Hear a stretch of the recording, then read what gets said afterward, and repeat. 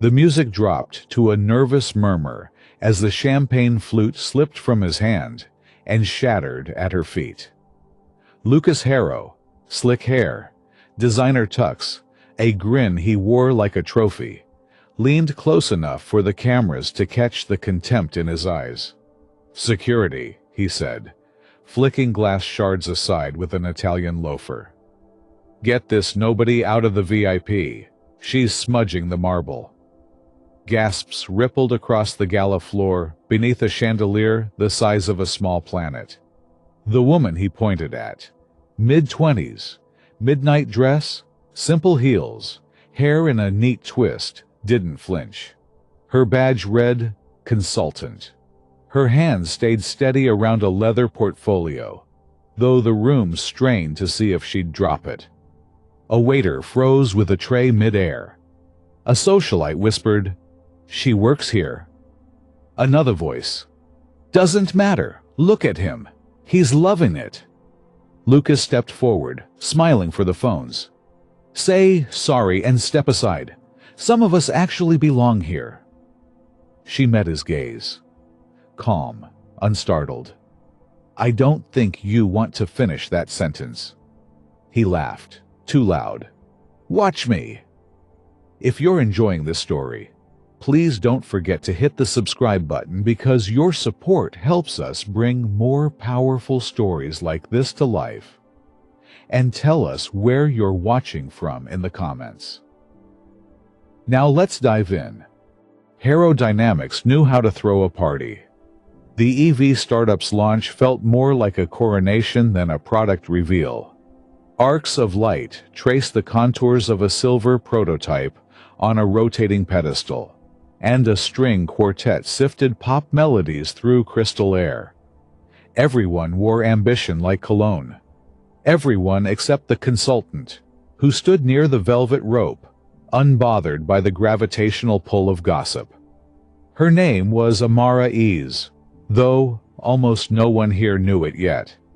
Lucas, the billionaire's son, loved this room because it behaved for him. Bartenders lined up the brand's signature cocktails before he asked. Photographers lifted lenses the second he tilted his jaw.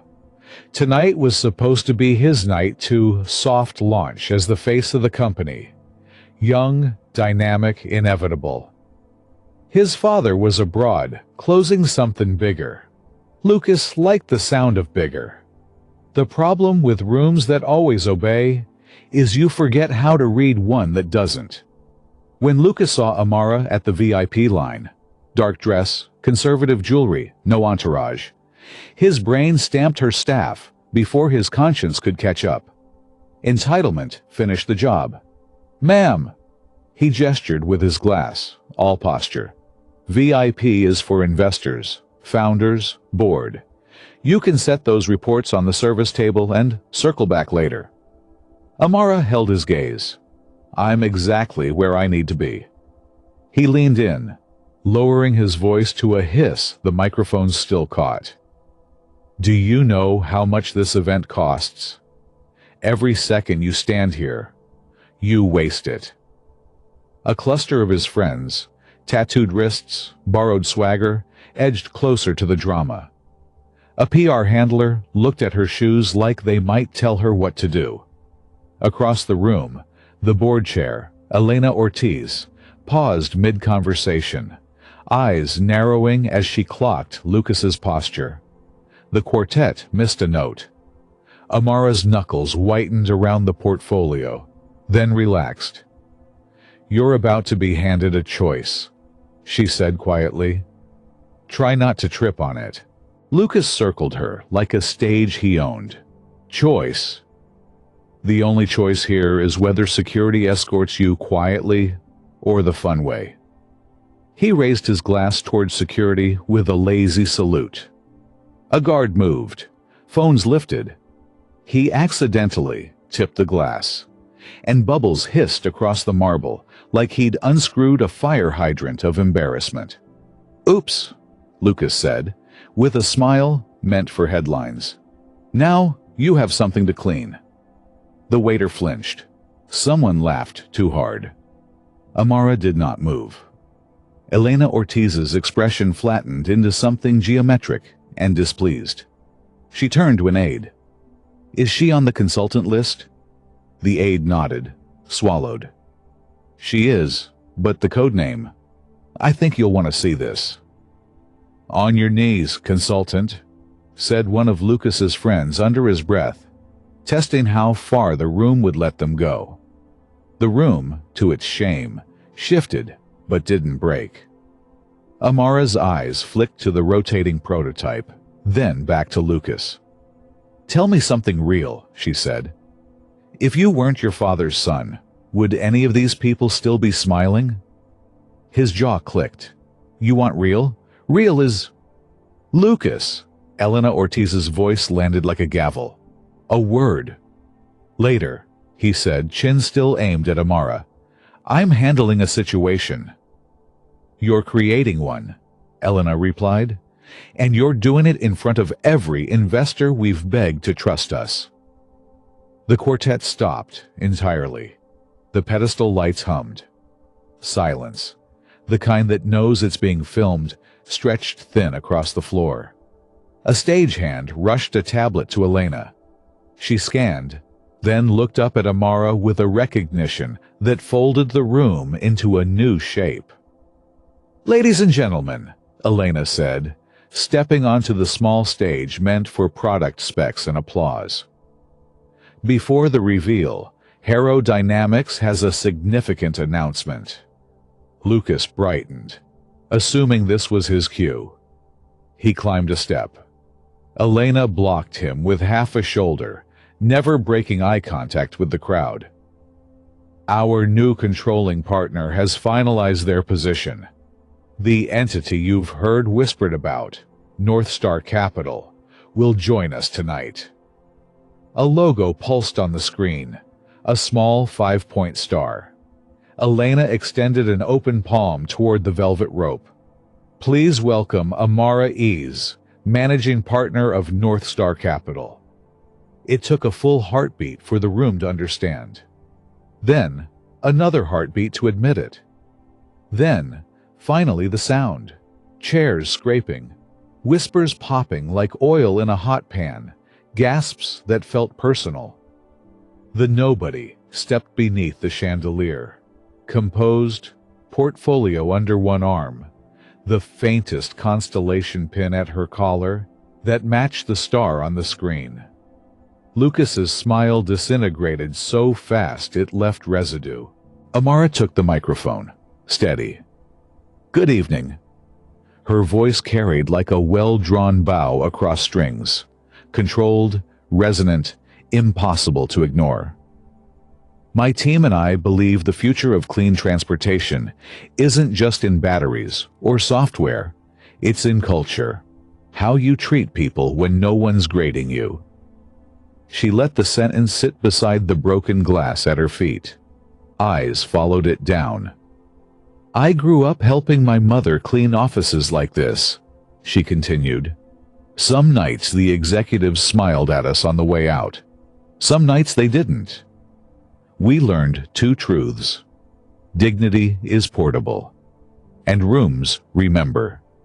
She turned slightly. Not enough to make a theater of it, just enough to mark the moment. "This room will remember tonight too." Elena stood at the stage's edge, arms folded, eyes bright. "Ms. Ease will outline our cultural commitments." "3 to start," Amara said. She held up a hand, counting them on deliberate fingers. 1. Every contractor who works a Harrow event gets the same respect we print on investor decks. That's not branding, that's baseline. A murmur of approval. 2. A scholarship fund for technicians and line workers who want to upskill into EV engineering. Talent shouldn't be a gated road. Scattered applause swelled. 3. Whichever leader believes humiliation is a leadership style will, effective immediately, take a leave for training and reflection. She said it without looking at Lucas. The room looked for her. Lucas's mouth opened, searching for a version of himself that survived this moment. "You can't," Elena answered without heat. "She can. The board voted an hour ago." "But my father knows," Elena said. Amara turned, finally meeting Lucas head-on. Not triumph in her eyes, something stricter. "You have a choice," she said, echoing her earlier warning. "Apologize here and now to the staff you've belittled. Then take the leave your board has granted and do the work. Or resign your public-facing role and rebuild somewhere you can afford the cost of your own reflection." The crowd didn't breathe. Somewhere near the dessert bar, a spoon clinked like a metronome for dread. The security guard shifted weight from one foot to the other, suddenly very interested in the carpet pattern. Lucas looked out over the people who had always been props and realized they were an audience, and worse, a jury. He found the waiter whose tray he'd weaponized. He found the custodian who'd been sweeping near the stairs. He found Amara, who had met contempt with oxygen, and realized what fresh air feels like in the lungs of a drowning man. He swallowed. Pride is a thorny thing to pull barehanded. "I'm sorry," he said to the staff, voice thin at first, then steadier. "To everyone, I was wrong. I'll take the leave." No one cheered. That wasn't what this part was for. But the room exhaled. "Thank you," Amara said simply, then turned back to the crowd.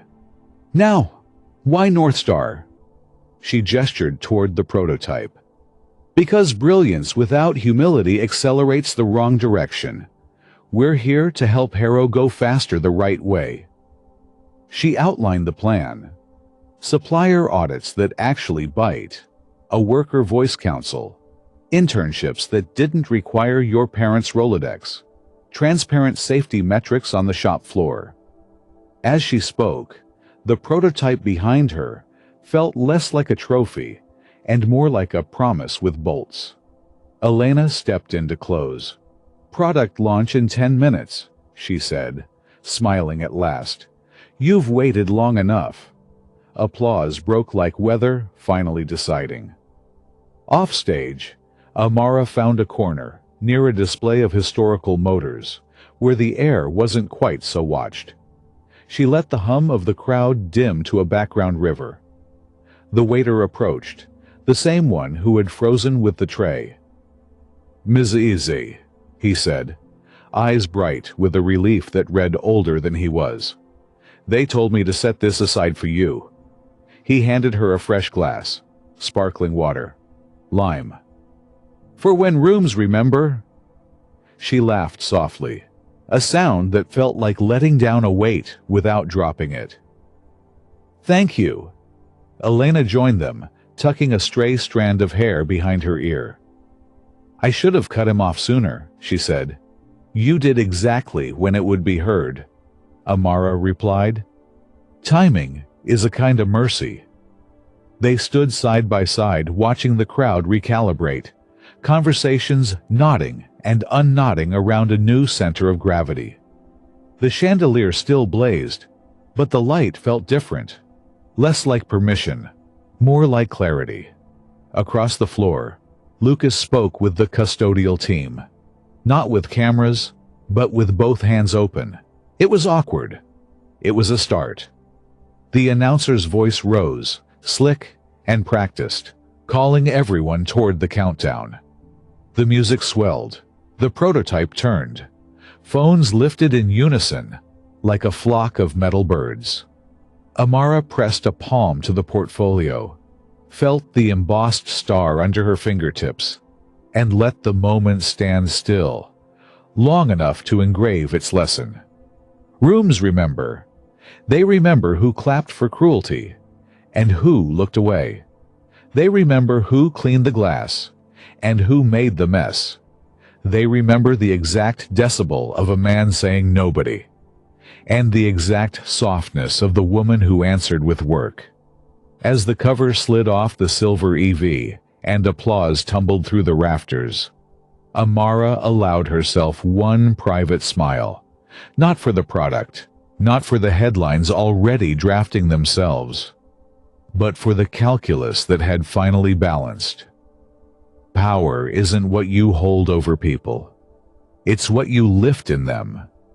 And that, she thought, is a vehicle worth launching.